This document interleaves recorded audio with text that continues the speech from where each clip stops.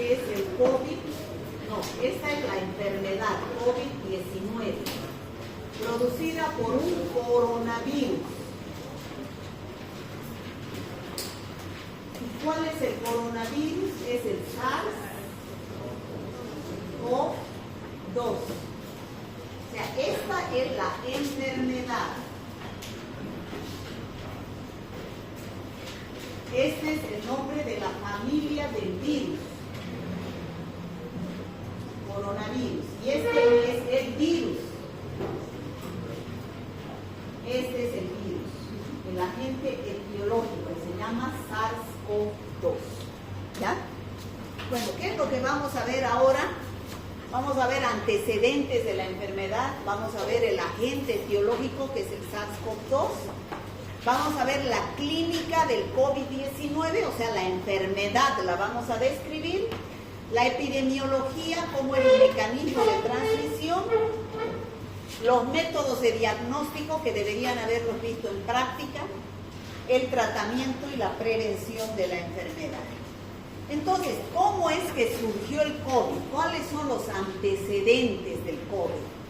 Bueno, esta enfermedad es bien conocida, ¿no? En el año 2019, prácticamente el último día del año, el 31 de diciembre, China reporta casos de neumonía en pacientes que habían tenido en común haber ido a un mercado en una ciudad de Wuhan, ¿no? En esa ciudad de Wuhan, que era de la China, se detectaron varios casos de neumonía y estudiaron que no era ningún virus, ninguna bacteria conocida hasta el momento, era un nuevo virus al que lo detectaron como de la familia coronavirus.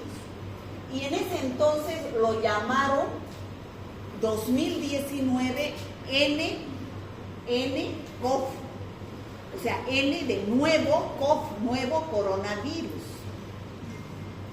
Fue identificado y se comparte toda esa secuencia genética, se comparte el 7 de enero del 2020 ya con el resto del mundo para que vayan estudiando y vayan viendo si se presenta en otros lugares. El 27 de enero del 2020 se detecta la primera transmisión humano-humano fuera de China, en el Vietnam. Pero esos casos que se habían presentado en Wuhan no eran de humano a humano, se dice que venían de los murciélagos, ¿no? hacia el hombre. El 30 de enero ya la Organización Mundial de la Salud declara que hubo un brote. Y el 11 de marzo ya la Organización Mundial de la Salud, o sea, 2 meses después, ya dice que estamos en pandemia, porque se empiezan a presentar casos en todo el mundo. Y así surgió la pandemia durante todo el año 2020. Se presentaron la mayor cantidad de casos en Estados Unidos. De ahí fue la India, en Latinoamérica fue Brasil con la mayor cantidad de casos de COVID y así se presentaron en todo el mundo. Por eso es que se manifestó como una gran pandemia del 2019. El agente etiológico, como les decía, es el SARS-CoV-2. Es un coronavirus de la familia Coronaviridae, la subfamilia Orthocoronavirinae, y de esta familia coronavirus hay varios géneros: alfa coronavirus, beta coronavirus, gamma coronavirus y delta coronavirus. De todos esos, los alfa y beta coronavirus son los que infectan a los mamíferos, pero los más comunes son los beta coronavirus, que se presentan en el hombre. ¿Cómo es este virus? Tiene esta estructura genética. Es una estructura icosaédrica de un tamaño de 50 a 200 nanómetros de diámetro, y la característica que tiene este virus es que tiene glicoproteínas, igualito al virus de la gripe. Glicoproteínas, donde una de las más importantes es la proteína espiga, ¿no? Que es mediante la cual se adhiere a la célula respiratoria, porque tiene predilección por las células del epitelio respiratorio. Bueno, como les decía, existen 4 tipos de coronavirus que producen síntomas generalmente leves, pero los que más se han estudiado, estos son los que producen el resfrío, que hablamos cuando hablamos de la gripe. Estos pueden ser producidos por estos coronavirus que producen síntomas respiratorios leves. Pero de esta familia de los coronavirus, los que se han estudiado y que han producido epidemias y pandemias han sido estos 3. En el año 2002 surge este virus, el SARS-CoV, se llama SARS-CoV. SARS, síndrome respiratorio agudo severo, eso quiere decir SARS. CoV, coronavirus. SARS-CoV se llama el virus que produjo esta enfermedad, que es el síndrome respiratorio agudo severo o grave, en el año 2002, que se presentó en la China. Ya, era un beta coronavirus. Surgió como una epidemia grave el SARS-CoV-2, pero no llegó a ser pandemia. En el año 2012, en Arabia Saudita, en el Medio Oriente, se descubre otro coronavirus y como venía de los marsupiales, de los camellos, se lo llamó MERS-CoV, o sea, de los marsupiales un coronavirus, también del género beta coronavirus. Hasta que en el año 2019 a 2020 surge este nuevo coronavirus, que fue la pandemia del 2019-2020, al que se le llamó SARS-CoV-2. ¿Por qué SARS-CoV-2? Porque ya había un SARS-CoV-1. Este fue un SARS-CoV-2 diferente al SARS-CoV-1 que hubo en el año 2002. Este era un nuevo coronavirus, ya SARS-CoV-2. Bueno, este SARS-CoV-2 es el agente etiológico. ¿Han entendido por qué se llama así, no, chicos? ¿De dónde viene eso? Tienen que saberlo eso. SARS, ¿de dónde viene? Síndrome agudo respiratorio severo. CoV, coronavirus. ¿Y el 2? Porque es el 2. El 1 era en el año 2002. Pertenece a la familia Coronaviridae, subfamilia Orthocoronaviridae. Es un virus ARN de hebra simple que tiene proteínas estructurales, como vemos ahí, tiene una proteína M de membrana, estas son proteínas M de membrana. También tiene una proteína E en su envoltura, pero una de las más importantes que tiene es la proteína espiga, esta glicoproteína, porque a través de esta es que se une a la célula muscular, a la célula del epitelio respiratorio a la cual va a ingresar. Entonces, es un ácido nucleico RNA, tiene estas glicoproteínas, pero la más importante es la glicoproteína espiga o spike, también dicen en inglés. Esta es una figura de microscopía electrónica de este virus. Como ustedes pueden ver, estas son las glicoproteínas y de ahí viene el nombre de coronavirus, porque parece una corona, ¿no? ¿Y por qué se llama coronavirus? Por eso, porque estas glicoproteínas le dan un aspecto de una corona. ¿Y por qué se llama la enfermedad COVID? Porque CO viene por corona, V por virus, y la D por disease. Disease en inglés es enfermedad. Enfermedad producida por un coronavirus.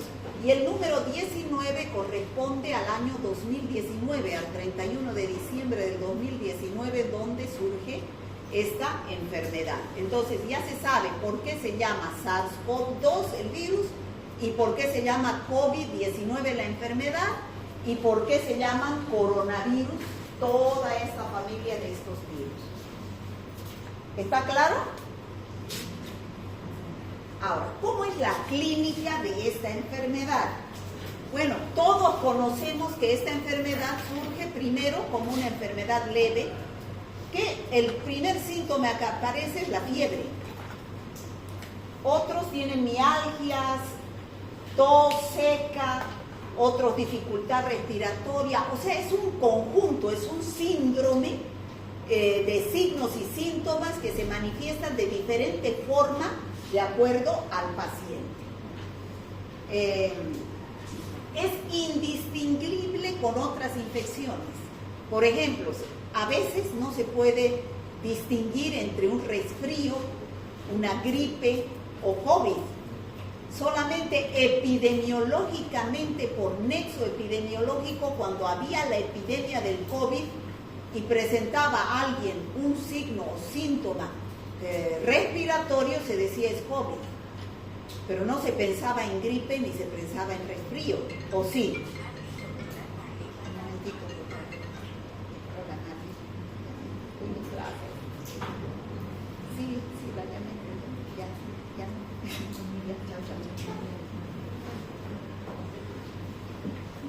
Bueno, es indistinguible de otras enfermedades respiratorias. O sea, ¿cómo podemos distinguir un COVID de una gripe, chicos? Un COVID de un resfrío. ¿Se puede distinguir? ¿Por la clínica podemos distinguir? ¿Por la epidemiología sí? Sí. Cuando había la epidemia de COVID, aparecía alguien con dolor de garganta o tosiendo o resfriado, se decía es COVID o no. ¿No? O sea, por nexo epidemiológico se decía es COVID. Claro, y quien confirmaba era el laboratorio. Si se pedía una prueba de laboratorio, el laboratorio era el que confirmaba. Entonces, la mayoría de los pacientes, fíjense, esta es la pirámide, cómo se presenta la clínica. Un 81% es una enfermedad asintomática que no ha sentido nunca nada o es leve. Una fiebre, una vez me ha dolido el cuerpo, o ha tenido artralgias o alguna tos, pero muy leve y se pasó. Generalmente los pacientes inmunocompetentes, un 81%. Un 14% ya pasan a un cuadro ya severo, que empiezan a tener insuficiencia respiratoria. Entonces, a estos pacientes que ya tienen insuficiencia respiratoria, que tienen una saturación de oxígeno por debajo de 95, 93, 90, a esos pacientes hay que internarlos. ¿Por qué? Porque ya necesitan administración de oxígeno y eso no se hace en la casa. Entonces ya necesitan internación en una sala de medicina interna. Y un 5% de estos pacientes ingresan a una sala de terapia intensiva porque ya hay complicaciones, se presenta un proceso inflamatorio severo, donde ya se caracteriza por una cascada de quinolona,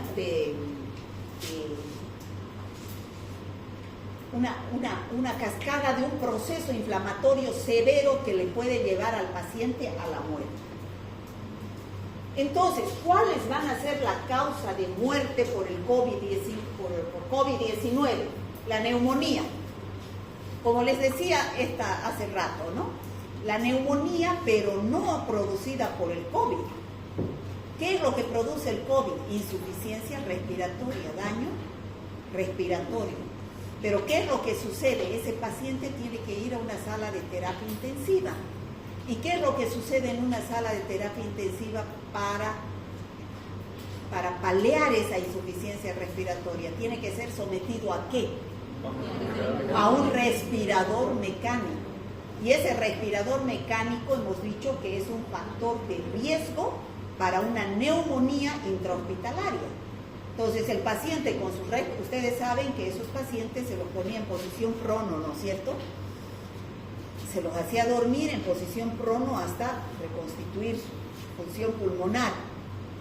Entonces había el factor de riesgo, a que el paciente se muera tenía que estar con respirador. pero el respirador es un factor de riesgo de neumonía intrahospitalaria.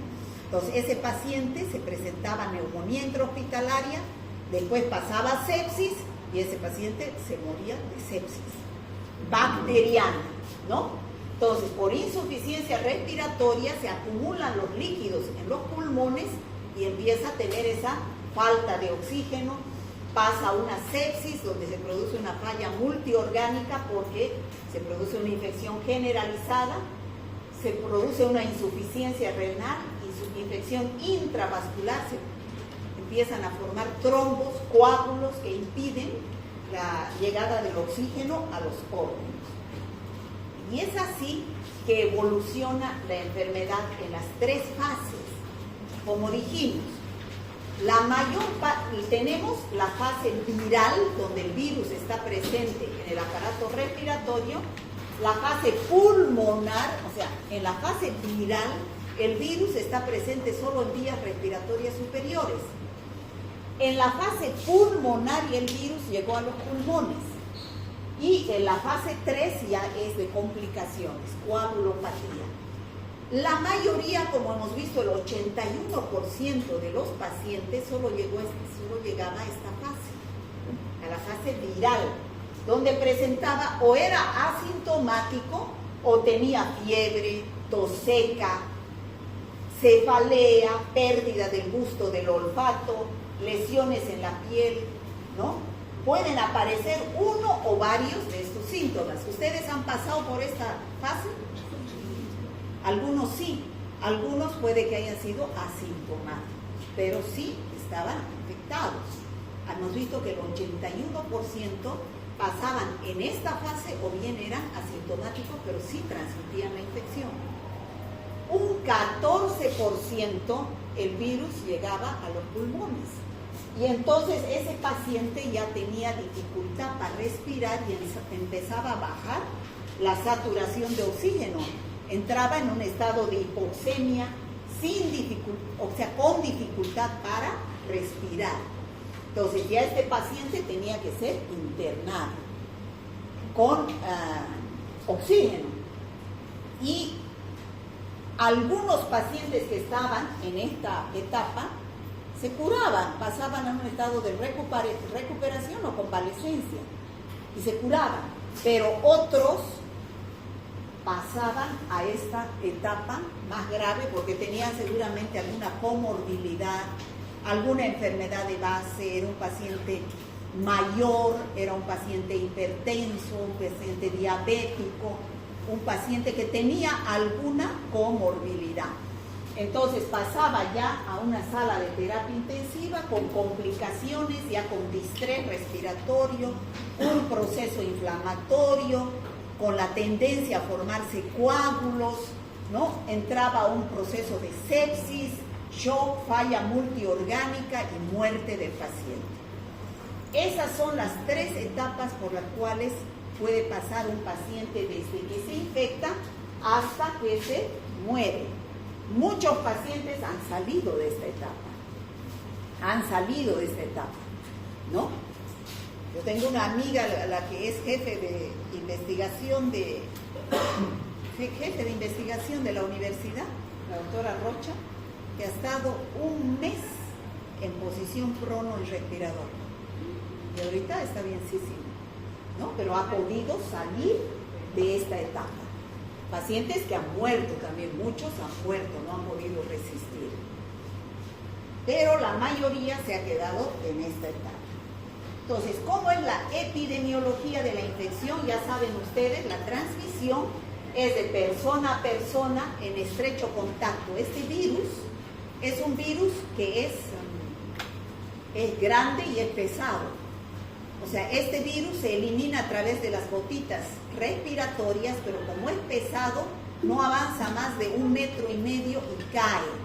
Por eso dice que se tiene que tener la distancia social de 1,5 metros a 2 metros para evitar la transmisión. Está en las gotitas, la fuente de infección son las gotitas respiratorias que se producen cuando una persona infectada tose, estornuda, canta o elimina en el ambiente. Pero las personas asintomáticas, que son la mayoría, pueden eliminar a través de las gotitas de saliva al virus. Ahora, esto es lo más importante para ustedes, porque ustedes son los que tienen que pedir los análisis para confirmar y saber en qué etapa está el paciente. Métodos de diagnóstico de laboratorio. Al principio, después lo vamos a ver. No podemos diferenciar COVID-19 de otras patologías que cursan con síndromes gripales solamente por la clínica. Ya lo dijimos eso, ¿no es cierto? ¿Se puede diferenciar COVID, gripe, resfrío, dengue? ¿Se puede? No. Por la clínica no se puede. Pero como les decía, en épocas de pandemia o epidemia, debemos considerar la posibilidad de COVID-19 en todo paciente que presente fiebre, síntomas respiratorios altos o bajos, pero en época de epidemia. Solamente porque está en epidemia, entonces todo paciente que presenta esos síntomas respiratorios por nexo epidemiológico, debemos decir, es COVID. Entonces, pero el diagnóstico clínico es el de laboratorio. El diagnóstico específico, perdón, es el de laboratorio. La confirmación del agente etiológico, que es el virus SARS-CoV-2, puede solamente ser identificada mediante pruebas de laboratorio. Vuelvo a repetir, las pruebas de laboratorio, tanto para virus como para bacterias, son métodos directos y métodos indirectos. ¿Cuáles son los métodos directos? Los que buscan al virus. ¿Cuáles son los métodos indirectos? Los que buscan a los anticuerpos. Este es el antígeno. El antígeno está en el virus. ¿Y cuáles son los indirectos? No los que buscan al virus, sino los que buscan los anticuerpos como consecuencia de la entrada del virus. Y estos son IgM e IgG. Esto en cualquier enfermedad, para cualquier enfermedad, chicos. Esto es inmunología básica. ¿Ya? Entonces, estos son los métodos directos. ¿Qué métodos yo tengo para detectar al virus? Uno de los mejores que me detecta el ARN del virus es la PCR, reacción en cadena de la polimerasa. Es un método, es una técnica. Ustedes lo que tienen que pedir cuando sospechen que son los primeros días de cualquier enfermedad, entonces quieren buscar al virus o a la bacteria o al parásito o al hongo, tienen que pedir PCR. En el caso del COVID hay unas pruebas, y también del VIH, y del dengue también, pruebas inmunocromatográficas. Inmunocromatografía se llama. Ahorita vamos a ver por foto. Y como les decía, con algunos de ustedes aquí hemos hecho las pruebas del SIDA en laboratorio. ¿Lo has hecho, no? ¿Con ustedes? Ya, entonces son esas las pruebas inmunocromatográficas. ¿Ya? Entonces, donde se coloca aquí la muestra y la muestra va subiendo y formando una rayita o dos rayitas de acuerdo al resultado. Esas pruebas se llaman pruebas rápidas.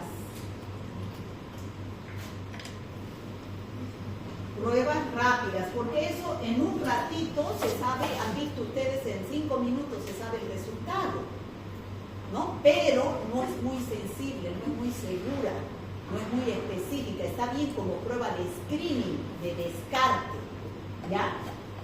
Esto es en las primeras etapas de la enfermedad, cuando el virus está presente. Generalmente, ¿qué muestra es la que voy a utilizar en estas pruebas directas? En el caso del COVID, de las enfermedades respiratorias, será un hisopado nasofaríngeo, ¿no? Hisopado nasofaríngeo, porque el virus está ahí. En el caso del SIDA, tiene que ser la sangre, porque ahí en la sangre está el virus. Es un virus que está en la sangre, ¿no? En cambio, los métodos indirectos, de acuerdo a la enfermedad, la muestra va a ser sangre, siempre. ¿Por qué? Porque estamos buscando inmunoglobulinas. Y las inmunoglobulinas siempre están presentes en la sangre, ¿no? La muestra que saquemos va a ser sangre. ¿Y qué métodos tengo aquí? Tengo método de ELISA. Ustedes saben que hay primera, segunda, tercera, cuarta generación. También hay métodos de inmunocromatografía indirecta, esas tiritas. A Chagas hemos hecho, ¿no es cierto? En la anterior clase, yo me he hecho de Chagas, ¿no es cierto? Han visto que me ha detectado a mí anticuerpos IgG. De Chagas crónico. Entonces, ustedes se dan cuenta ahí que estos son los métodos. PCR, inmunocromatografía, aquí tenemos ELISA, inmunocromatografía, y hay muchos otros más. Estos son los que más se utilizan. Pero ustedes tienen que saber, doctores, ustedes son los que van a pedir los análisis de las enfermedades. Entonces, ustedes son los que tienen que saber qué van a pedir en cada caso. ¿De acuerdo a qué van a pedir? A ver, díganme. De acuerdo a los días que el paciente esté cursando la enfermedad. ¿Y cómo van a saber en qué día está el paciente? Preguntándole de los signos, de los síntomas. ¿No es cierto? Entonces, es así, preguntándole al paciente, porque si ustedes piden estas pruebas en los inicios, cuando deberían pedir estas, ¿qué les va a pasar? Les va a dar falsos negativos, porque todavía no hay formación de anticuerpos. Y si ustedes piden estas pruebas en este periodo, les va a dar también falsos negativos. ¿Por qué? Porque ya no están los microorganismos aquí. Ahí lo que tienen que buscar es anticuerpos. ¿Está claro?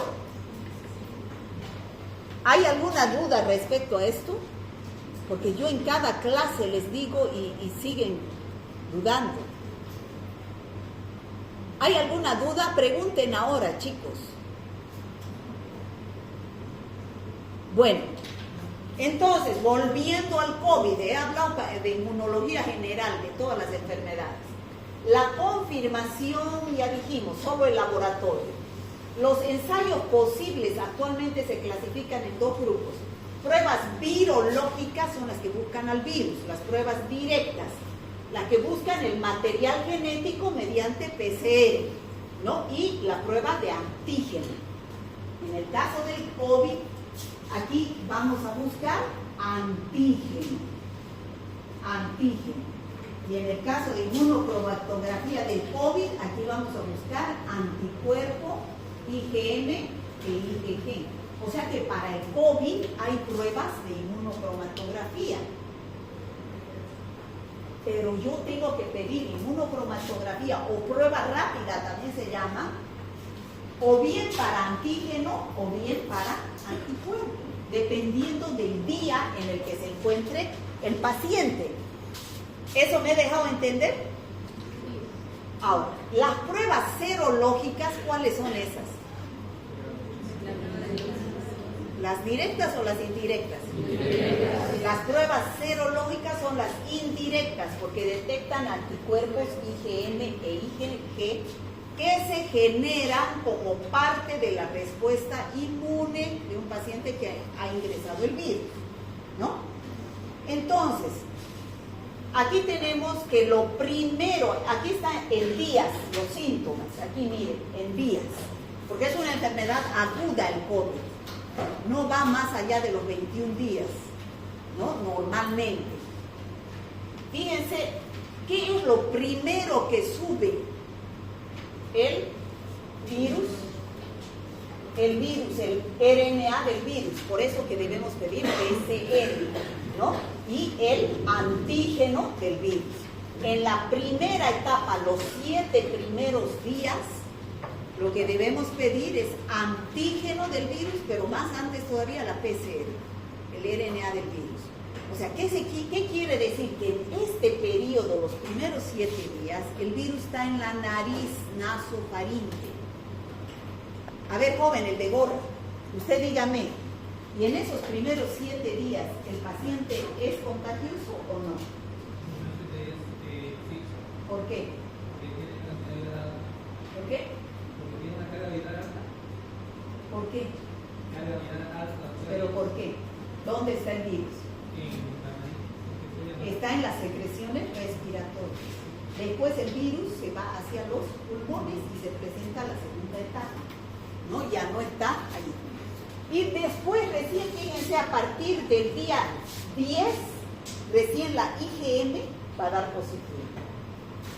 IgM, el 10 es su máximo pico. A partir del día 7 empieza a subir, pero 10, 14 recién da su pico. Y la IgG a partir del día 14, el día 20, 21, recién la IgG da positiva.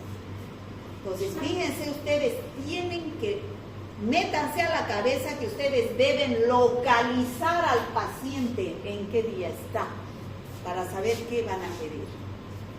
No pueden pedir cualquier cosa.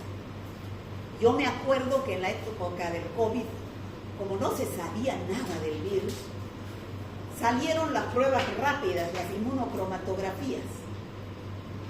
Vendían en las farmacias para que cada uno se haga, pero se hacía en sangre, era la prueba indirecta.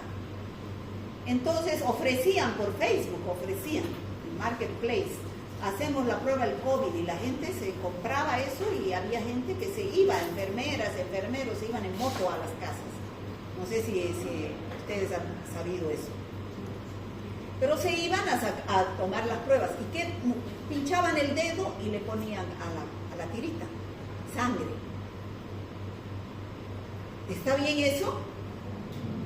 ¿Por qué? El paciente estaba con fiebre, cefalea, estaba enfermo, con síntomas, estaba aquí. Le sacaban sangre y le hacían esa prueba. ¿Qué le iba a dar? Falso negativo, porque el paciente no estaba aquí, ¿no? Falso negativo. Pero en esa época era lo único que teníamos. Y la PCR, que era re cara. La PCR salía 2,000 pesos. Después recién salió la prueba de antígeno, la prueba rápida, la que hacían en las plazuelas, sacaban de la nariz y lo ponían, y esa era la prueba de antígeno, pero la prueba rápida, o sea, la inmunocromatografía. Esa detectaba más temprano, ¿no? Entonces,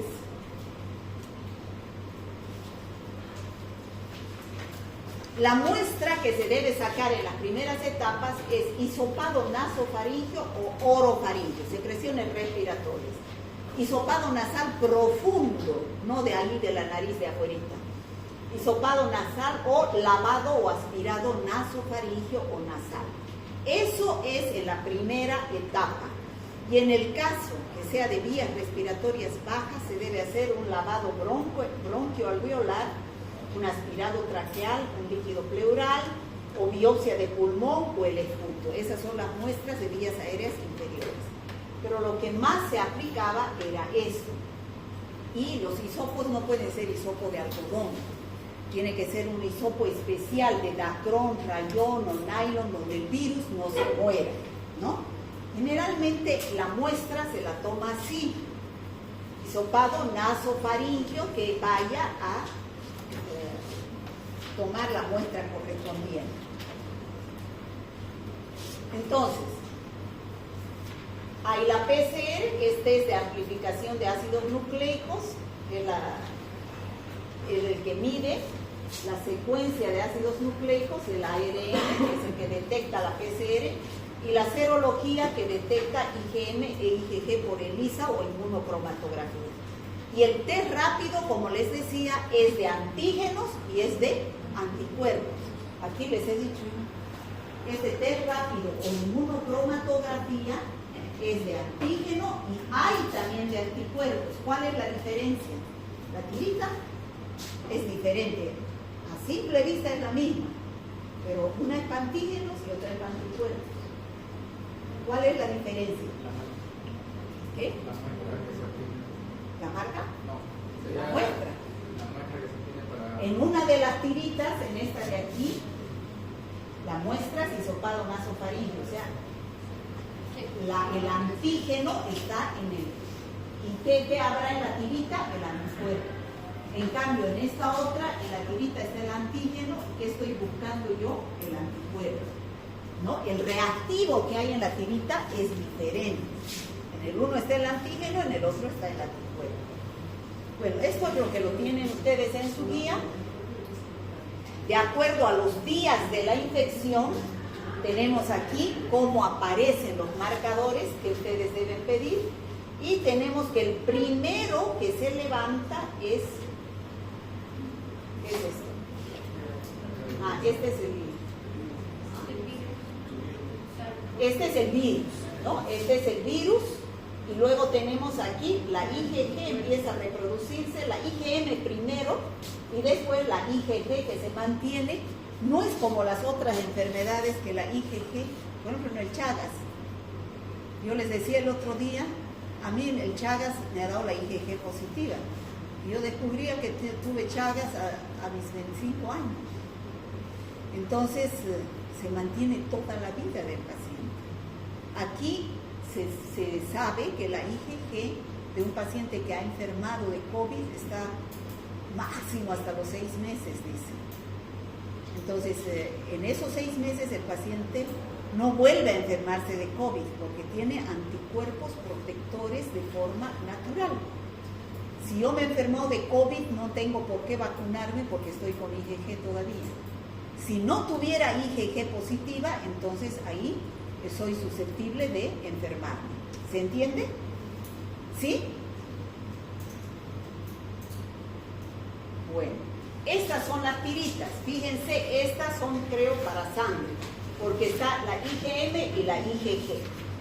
Fíjense, estas son las tiritas para COVID, pero son estas de aquí, las que detectan anticuerpos.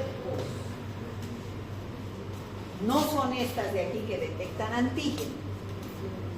Fíjense, estas tiritas tienen 3 indicadores: las IgM, las IgG y el control. ¿Qué significa el control? Yo aquí voy a poner la muestra, estas todas son en sangre. Voy a poner aquí la gota de sangre, va a correr por aquí. Siempre me debe marcar el control. ¿Por qué? Porque el control dice que el reactivo está bien, que puedo usar ese reactivo, está bien, está andando bien. Si no me marca el control, no puedo usar estas tiras porque no me va a dar bien la prueba, ¿ya? Esta de aquí, por ejemplo, ¿qué me ha marcado? Me ha marcado IgM positiva, IgG positiva y también está el control. Quiere decir que está bien la prueba. Pero si me ha dado IgM positiva, IgG positiva, ¿en qué etapa estoy? Ustedes tienen que irse siempre a esto de aquí. IgM positiva. IgG positiva. Entonces, ¿dónde estamos? Puede que esté yo aquí. ¿No es cierto? Ya detecta IgM y IgG. Estoy del día 14 al 21. En ese día está el paciente. O sea, por lo que dan las pruebas, yo me oriento en qué día está el paciente y qué debo pedir después para ver cómo está evolucionando el paciente. En este caso de aquí, me ha dado IgM negativa e IgG positiva y el control positivo. ¿Dónde estaré yo en esa? La IgM ya ha dado negativa, entonces estoy por aquí, ¿no? Estoy a partir del día 20, ¿no? Solamente me da la IgG positiva. ¿Me estoy dejando entender? Aquí, ¿qué me ha dado? Solamente IgM positiva, IgG positiva. ¿En qué días estará esto? El 10. En el día 10 al día 14, máximo hasta el 20, ¿no? Ahí está ese paciente con la IgM. Aquí, por ejemplo, ¿qué es lo que marca? ¿Qué me dicen ustedes? Estas dicen que no es válido porque no marca el control. Entonces, por más que me dé IgM, IgG no sirven estas. Lo primero que tiene que dar es el control, tiene que marcar. ¿Está claro?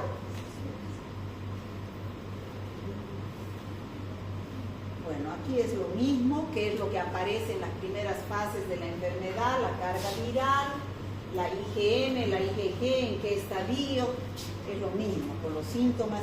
Y este cuadrito también lo tienen ustedes en su guía, y es importante. Si PCR da negativo, IgM negativo, IgG negativo, es negativo. O sea, ese paciente no está en ninguna fase, no ha tenido contacto con el virus. Si da la PCR positiva, está en la primera semana, ¿no? Está en la primera semana, o si no, está en un periodo de ventana. ¿Qué es periodo de ventana? Donde todavía no hay formación de anticuerpos. Pero este paciente es contagioso. Está con las secreciones respiratorias positivas.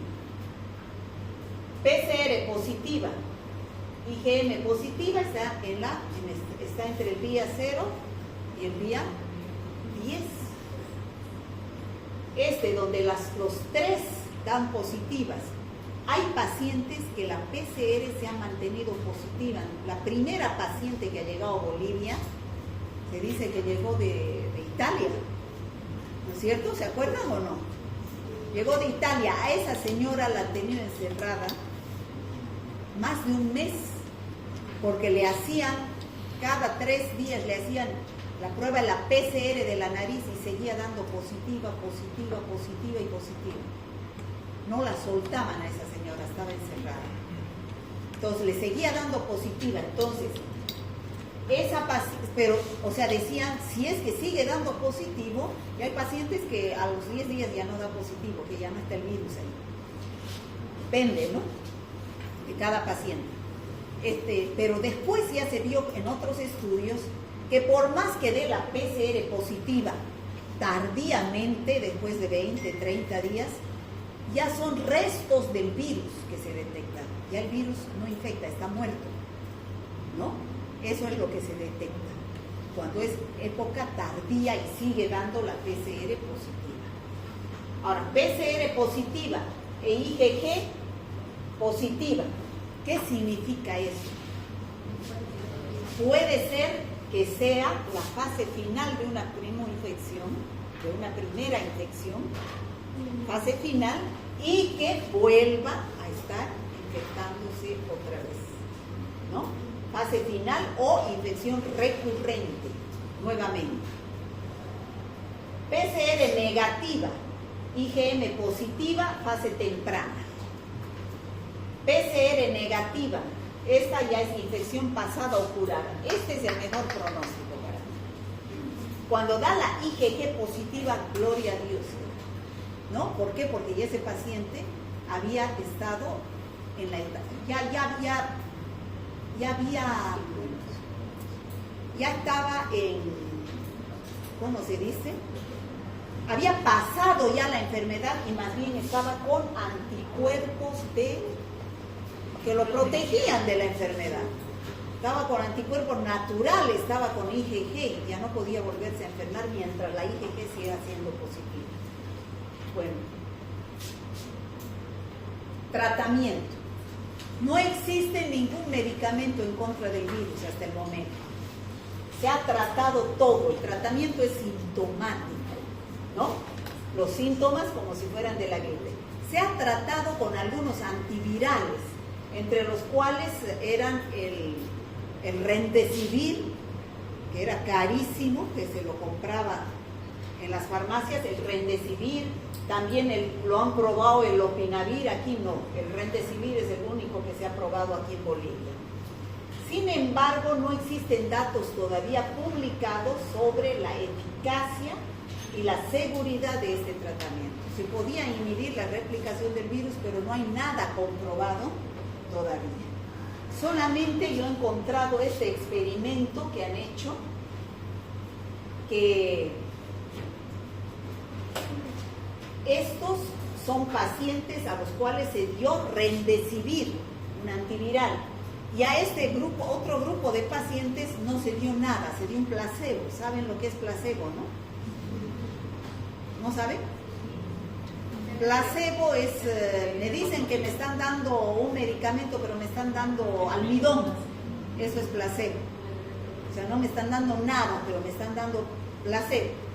O sea, a este grupo de pacientes le dieron placebo, o sea, maicena. Y a este grupo le dieron el Remdesivir.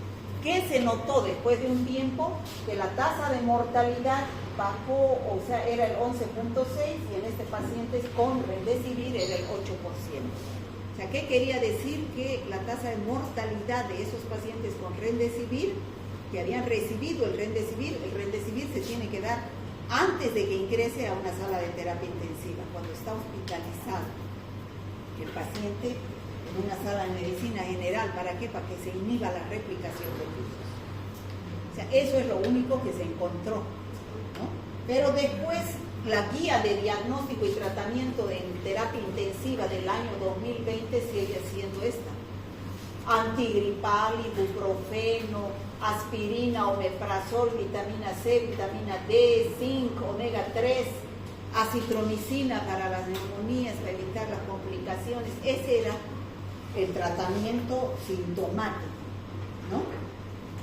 Ahora, lo que sí se ha dado ha sido dexametasona.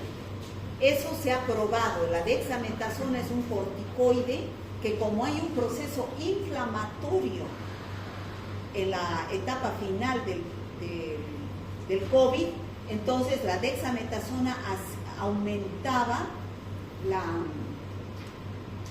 o sea, hacía que ese proceso inflamatorio sea más leve. ¿Ya? Eso sí se ha probado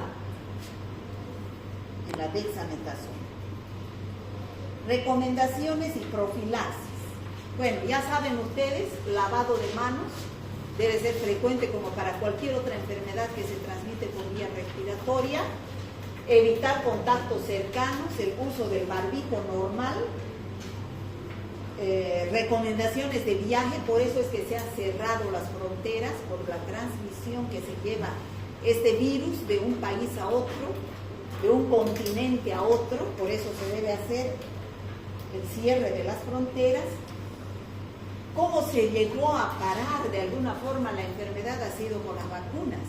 Ustedes han visto que han surgido una serie de vacunas donde está en diversos países, la Moderna y la Pfizer han sido las mejores porque se han hecho con ARN del virus, o sea, las más específicas. En cambio, la vacuna, la china, por ejemplo, se ha hecho con virus inactivo, o sea, la metodología antigua. Estas son metodología más moderna. Sinopharm, la china, es la Sinopharm, ¿no?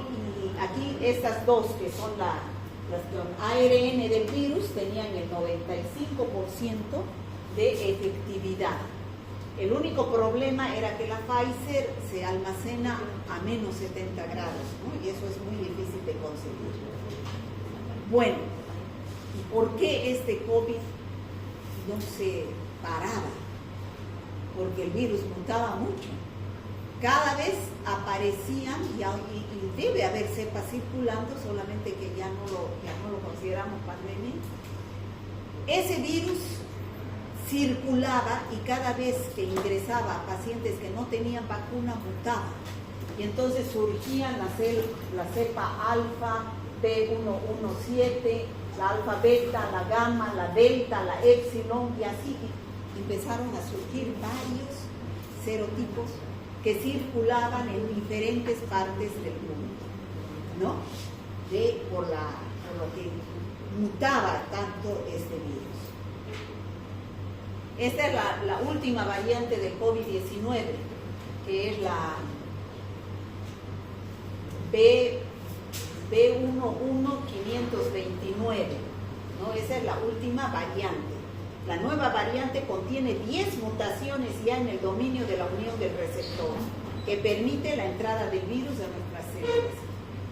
Ya tiene 30, esta es la espiga, la proteína espiga, la spike, ¿no es cierto? Esta ya tiene 32 mutaciones en la proteína esa. Y esta se unía, a eso no les dije, ¿no? Al receptor. ¿Cuál es el receptor de la célula respiratoria? El ECA2, ¿no es cierto? El ECA2. Ese es el receptor de la célula respiratoria. Y del virus es la proteína spike o espiga. Bueno, aislamiento, vigilancia de contactos. ¿Cuál es la diferencia entre aislamiento, cuarentena y distanciamiento? Nos han hecho entrar en cuarentena. ¿Qué es la cuarentena? Restringir las actividades o separar a las personas que no están enfermas, pero que pueden haber estado expuestas al COVID-19 para prevenir la enfermedad. ¿Por qué nos han puesto en cuarentena? Porque esta pandemia nos llegó como no estábamos preparados. El sistema de salud no estaba preparado.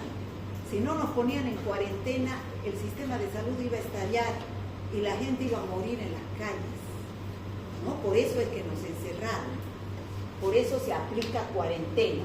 El aislamiento, separar a las personas que están enfermas con síntomas de COVID-19 y pueden ser contagiosas.